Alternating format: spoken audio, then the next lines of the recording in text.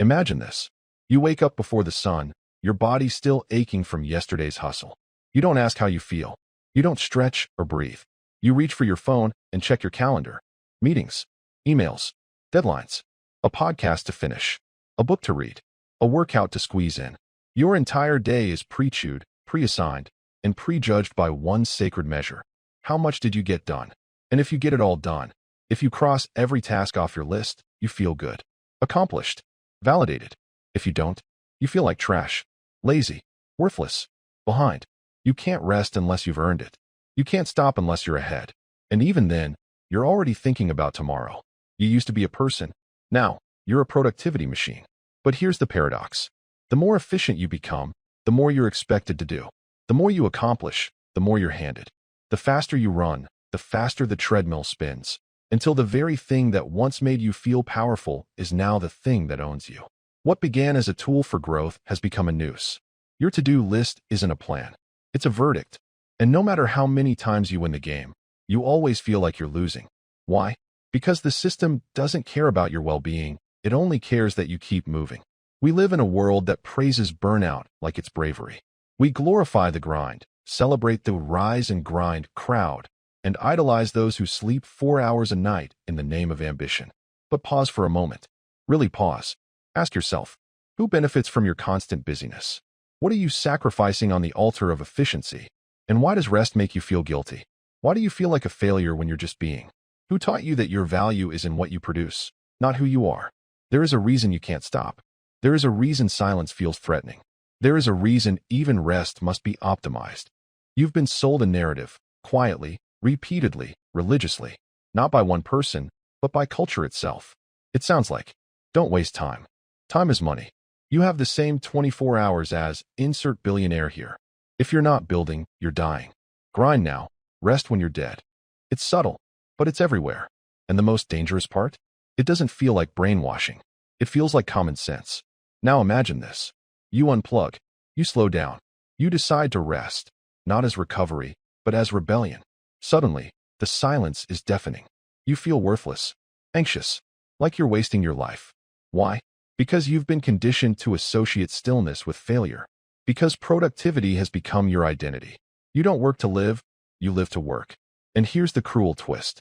You're not even doing it for yourself. You're doing it to feel worthy, to outrun shame, to prove something, to someone, for reasons you barely remember. You're chasing a moving target, and the faster you run, the faster it moves. You are the hamster, and the wheel is made of gold. So here's the great question. What if your obsession with productivity isn't ambition, but trauma in disguise? What if your addiction to getting things done is the very thing keeping you disconnected from yourself? What if the life you're optimizing isn't even one you want? And what if the most radical thing you could do was stop? But it's not that simple, is it? Because there are deeper forces at work, psychological, historical, philosophical. This isn't just about hustle culture. This is about identity, survival, ego, and fear. To understand why you can't stop grinding, we have to go back to where the myth of productivity began. You weren't born believing your worth depended on how much you produced. As a child, you didn't calculate your ROI before playing in the dirt. You didn't wake up wondering how to optimize joy. You didn't feel shame for existing without a plan. You just were. And that was enough. But something changed. Somewhere between playgrounds and performance reviews, you were introduced to an unspoken law. If you're not useful, you don't deserve love. And you believed it. Not because it was true, but because it kept you safe. Psychologist Carl Jung once wrote, "The greatest burden a child must bear is the unlived life of the parent." And what greater burden than becoming what they never became, fixing what they never healed, achieving what they never reached? You may not remember the exact moment it started, but it was likely when your emotions were inconvenient, when your sadness was met with silence, when your joy had to shrink to fit someone else's mood, when being helpful got you attention, but being needy got you ignored. You learned quickly. Love was earned. Validation was conditional. Performance was protection. This is what trauma often looks like. It doesn't always come wrapped in violence. Sometimes, it's just the slow erosion of authenticity, until you become a mirror for what others needed you to be. And so, you became productive. Not because you loved it, but because it made you feel seen, safe, enough. You built your identity on being useful. You learned to apologize when you rested. You began treating your body like a machine. and your soul like a motivational quote. And society applauded. Because this isn't just personal. It's cultural. We don't live in a society. We live in a factory. From the moment you're born, you are processed, categorized, streamlined. You are tested, ranked, optimized. Every school grade, every extracurricular, every resume line. Another metric in a lifelong assembly line of proving your worth. We pretend it's about finding your purpose. But too often, it's just about becoming useful to the system. Jean-Paul Sartre would call this bad faith. When we perform roles assigned by others, even when they betray who we really are, you become not a person, but a series of functions. Aldous Huxley warned us in Brave New World about this very thing. A future not of oppression through fear, but obedience through pleasure, where you'd willingly enslave yourself to the very system exploiting you, because it feeds you dopamine and calls it fulfillment. Productivity is the perfect drug. It looks noble, feels good, gives rewards, and like any addiction, it replaces the real thing with the illusion of it. Real purpose becomes metrics. Real rest becomes recharging for more work. Real identity becomes career branding. You trade being for doing, and no one questions it, because you look successful. But success has a shadow, and that shadow is burnout. It creeps in like a fog, subtle, slow, silencing. First, it's just tiredness. Then, it's resentment. Then, you can't feel joy in anything unless it has a measurable outcome. You no longer read unless it's self-help. You no longer create unless it gains followers. You no longer rest unless it boosts energy for the next sprint. Even love starts to feel inefficient. Here's the trap. Your productivity works. It keeps you safe, praised, needed. Until one day it doesn't. Because the moment you stop, the mask falls. And what's underneath is terrifying. A self you barely know. A silence filled with questions you've buried. A life that looks impressive but feels hollow. You realize all you're doing was a distraction from your deepest fear. That who you are, without your output, might not be enough. Carl Jung's idea of the shadow is painfully relevant here. The shadow is everything we repress, deny, or hide, especially the parts of ourselves that aren't productive. Our laziness, our grief, our anger, our need for love. That's the paradox. You don't become free by working harder. You become free by integrating what you've rejected. And we've rejected rest. We've rejected slowness. We've rejected being human in favor of being efficient. But what happens when you finally burn out? When your body collapses, your ambition dries up, and you stare at your calendar wondering who it's all for? That's when the system turns on you. You go from high performer to not trying hard enough in seconds. No one applauds a broken machine. You're no longer inspirational. You're inconvenient. Because this culture doesn't care about you. It cares about what you can do for it. And the moment you stop producing, you become invisible. But this is where the rebellion begins. Not with more hustle. Not with better morning routines. Not with another app or planner. But with truth. The truth that your value is not conditional. The truth that being is sacred. That rest is not weakness. That life is not a project to perfect, but a mystery to experience. The system is broken. The machine is a lie. And you're not lazy. You're waking up. You can't always spot it. Burnout doesn't walk into the room with flashing lights. It doesn't announce itself like a heart attack or a panic attack. It arrives as numbness. The slow erosion of wonder. A dimming of joy, one spreadsheet at a time. You begin to mistake silence for failure. Free time becomes a threat. Vacations feel like guilt marathons. You tell yourself, if I'm not productive, I'm falling behind. But behind what? Behind whom? And where is it you think you're going? Here's the cruel twist of worshiping productivity. It doesn't just burn you out. It disconnects you from others, from purpose, and ultimately, from yourself. Let's start with connection. When everything becomes a task, even relationships get optimized. You don't talk to listen, you talk to fix. You don't feel to feel. You process emotion like it's data. You schedule calls instead of spontaneous visits. You text while you walk. You listen to podcasts on how to improve relationships while ignoring your own loneliness. Productivity culture has turned love into an efficiency project. It's made softness feel like a waste of time. But relationships don't grow in urgency. They grow in presence.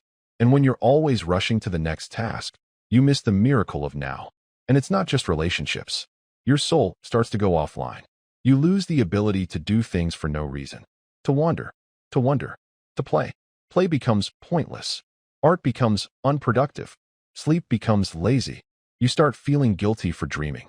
You apologize for resting. You can't enjoy life unless it fits neatly into your output narrative. But here's the most dangerous part. You begin to measure your self-worth through the lens of utility. You're not valuable because you exist. You're valuable because you perform, because you get the job done, because you hit the deadline, because you're always on. Even your language betrays you. I should be doing more. I wasted the whole day. I don't have anything to show for it. To show for it. As if your life is a report card.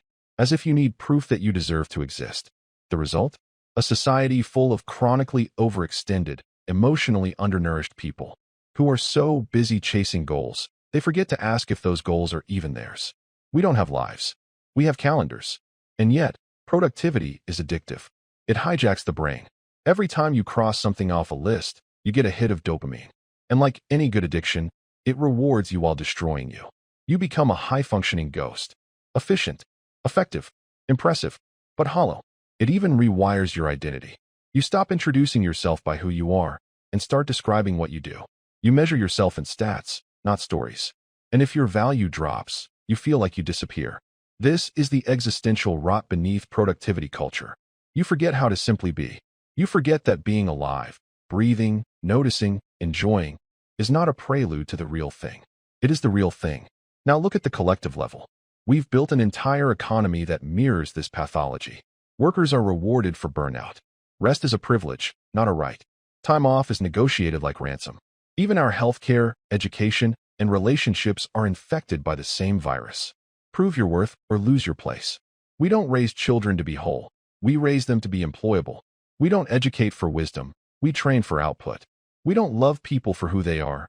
We love them for what they do for us. This isn't just personal. It's systemic. And then, when people collapse under the weight of it all, what does the system offer? More productivity. Another planner. Another app. Another morning routine. Another 5-step system to maximize your day. We treat burnout like a scheduling problem. But burnout isn't about doing too much. It's about doing too little of what actually matters. We are overfed on performance and starving for presence. Let's go deeper. The late philosopher Byung-Chul Han wrote in The Burnout Society that we no longer live under a dictatorship of oppression. We live under a dictatorship of positivity. We are no longer slaves to bosses. We are slaves to our own ambition. We exploit ourselves and call it freedom. You don't need a tyrant when you've internalized the whip. So we keep going, keep pushing, keep self-optimizing. We set goals. We exceed them. We burn out. And then we set new goals to recover from burnout. The snake eats its tail. And what's left behind? Dreams unlived. Art unmade. Relationships unfelt. Spirituality ignored. Stillness demonized. Joy postponed. Peace always just out of reach. We think we're living our best lives. But most of us are just surviving inside to-do lists. We didn't even choose. But if the consequences are this devastating, why do we keep going? Why do we still feel guilty for resting? Why do we still fear being seen as unproductive? What force is so powerful that it overrides logic, exhaustion, even pain? The answer lies beneath the surface, in a place darker, older, and deeper than culture. It lies in the narrative of survival and the fear of irrelevance. But to challenge that, to rise above the machinery, requires more than awareness. It demands a rebellion. You want to break free. But let's be honest, that idea scares you more than it liberates you. Because if you stop, who are you without your calendar? Who are you without your hustle? What's left when you peel away the striving? This is the moment most people turn back. Because the system is brutal. But it's familiar. And familiar feels safe. But let me say something radical. Slowing down is not weakness. It is resistance. In a world that feeds on your exhaustion, your stillness is revolutionary. In a system that profits from your self-doubt, your self-acceptance is a threat. So how do you begin? First, you unlearn. You start by not doing. You stop trying to optimize your healing. You stop trying to fix yourself like a broken gadget. You stop treating rest as a performance. Rest isn't a means to an end. It is the end. Not rest to recover so I can work harder. Just rest. As a right. As a rhythm. As a homecoming. Now, this doesn't mean dropping everything and fleeing to a cabin in the woods. Although, let's be real, that does sound nice. What it means is shifting your internal posture. It means walking away from the urgency trance. It means remembering that your value isn't measured in metrics. Let's explore some counterintuitive truths that fuel this rebellion. 1. You are not your productivity. Repeat that like a mantra. Write it on your mirror. Tattoo it to your ambition. Your worth is not a KPI. You do not exist to serve algorithms.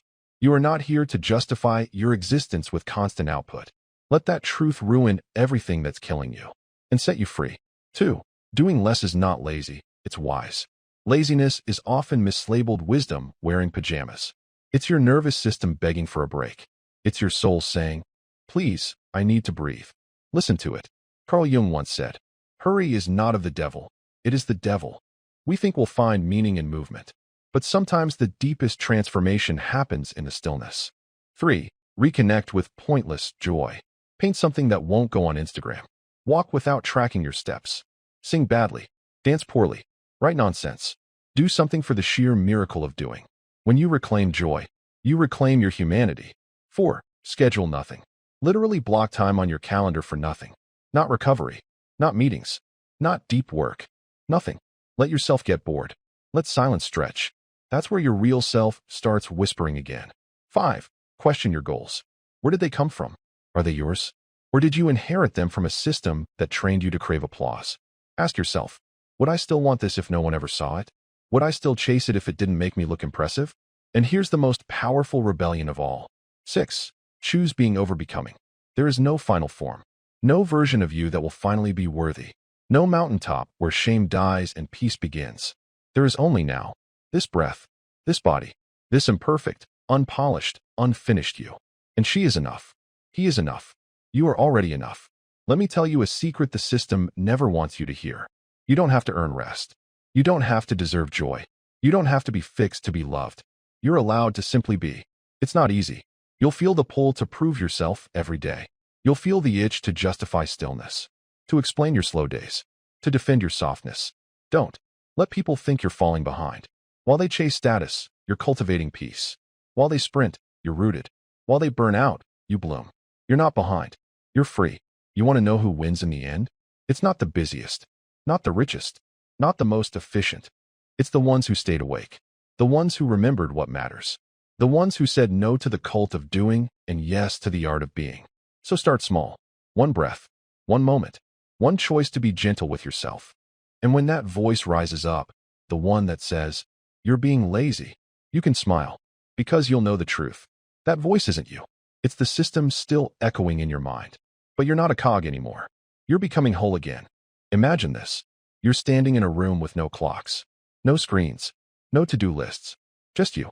No identity tied to your work, no pressure to perform, no one to impress. At first, it feels like peace. Then a strange discomfort creeps in, like something inside you doesn't know what to be without a task to complete. You try to relax, but your mind scrambles for a purpose. You reach for your phone. You look for the nearest goal to chase. Anything to distract from the raw, sacred silence. And then it hits you. You've been productive for so long. You forgot what it means to be alive. This is the ultimate tragedy of productivity worship. Not that it exhausts you, not even that it breaks you, but that it convinces you that your essence, your soul, your presence, your being, was never enough to begin with. It rewires your instincts. It buries your instincts under systems. It teaches you to ignore the compass within, because the world outside promises applause if you just keep sprinting. But the truth? You were never meant to be a machine. Machines don't feel. They don't cry in the middle of the night wondering if their lives are meaningful. They don't fall in love. They don't grieve. They don't laugh so hard they forget what they were worrying about. They don't create music that heals. They don't hold hands in silence. They don't stare at stars and ask why we exist. But you do. So why did you ever believe your worth could be measured by output? Why did you let the world convince you that slowing down was failure? That softness was weakness? That presence was laziness? It's not your fault. You were born into a system that benefits from your self-doubt, an economy that thrives on your constant need to improve, upgrade, and outperform. But systems lie, and the deepest truth has always been this. Your being is inherently sacred, not because of what it does, but because of what it is. You are not a project. You are not a brand. You are not a productivity tool with legs. You are a living contradiction, a masterpiece of chaos and calm, a soul that longs not to be optimized, but to be witnessed. You are not here to be efficient. You are here to be whole. Let's take a step back and look at the arc. You were told, directly or indirectly, that rest is wasteful, that success equals speed, that work is the only proof of value. You internalized that. You chased it. And maybe for a while, it worked. You got the grades, the job, the applause, the admiration. But deep down, something always felt off. Like you were playing a game with rules you never agreed to. Like no matter how much you achieved, the emptiness lingered. That's not failure. That's awakening. That's your soul whispering. This is not why you came here. So what is the truth? It's this. You are enough. Always were. Always will be. You don't need to earn that. You don't need to prove it. You don't need to post it online for validation. Enoughness is your birthright, and the world can't give it to you because it didn't create it. It lives within you. Here's what happens when you remember that. You stop rushing. You stop apologizing for your limits. You stop needing every moment to be monetized. You begin to savor. You begin to slow. You begin to trust the seasons of your life, including the ones where nothing grows. You begin to rest without guilt. You begin to play without purpose. You begin to love without performance. And the irony? You actually become more alive, more creative, more magnetic. Because people are drawn not to those who do the most, but to those who radiate the truth that being is enough. So what does this look like in real life? It looks like saying no to burnout culture, even when it costs you praise. It looks like turning down opportunities that require you to abandon your peace. It looks like unlearning perfectionism and embracing the glorious mess of being human. It looks like reclaiming your weekends, reading poetry again, crying when you need to, taking naps without guilt. It looks like choosing you, even when the world says you're selfish. Especially then, because every time you choose presence over productivity, you remind others that they can too. You become a lighthouse in a sea of frantic swimmers. You show people what freedom feels like. And in that, you don't just heal yourself. You begin to heal the culture. Let's end where we began. Not with a task, not with a goal, but with a question. Who are you when you stop performing? Who are you when no one is watching? Who are you when you are finally still? That's where your power lives. Not in your speed, not in your hustle, but in your stillness. So stop, breathe, be. You don't need to become more. You just need to remember who you've always been.